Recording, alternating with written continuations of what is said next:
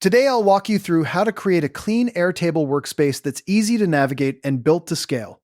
If you find this helpful, be sure to like and subscribe, and let's get right into it. Start by opening your browser and heading over to Airtable. If you're not already signed in, click Login and enter your credentials. Once you're on your dashboard, look for the Create button. It's usually in the top right corner. Click it, and from the drop-down menu select Build an app on your own. Then, choose Enter your own data. This option gives you a blank canvas so you can design your workspace exactly how you want it, without any pre-filled templates to work around. Now it's time to add the information you want to track. Before you dive into typing, take a moment to think about the core purpose of this base. Give it a clear and descriptive name right away. A good name tells anyone who opens it exactly what it's for. Something like Client Project Tracker or Inventory Management. This simple step saves confusion later, especially if you end up with multiple bases. Next, create tables for different categories of data. For example, if you're tracking projects, you might have one table for projects, another for tasks, and another for team members. Each table should represent a distinct bucket of related information.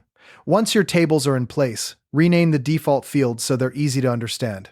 Instead of Field 1 or Notes, use clear labels like Task Name, Due Date, or Priority. This makes your base self-explanatory for anyone who uses it. Now, choose the right field type for each column. Airtable offers types like text, date, number, or single select.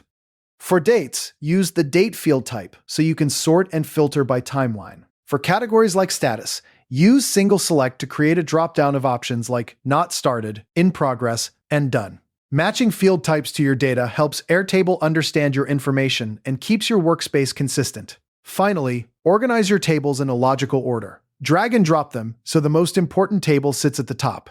Once everything is in place, take a few minutes to review the workspace. Click through your tables, check that field names make sense, and adjust anything that feels out of place. A clean Airtable workspace starts with a well-structured base, clear field names, and organized tables.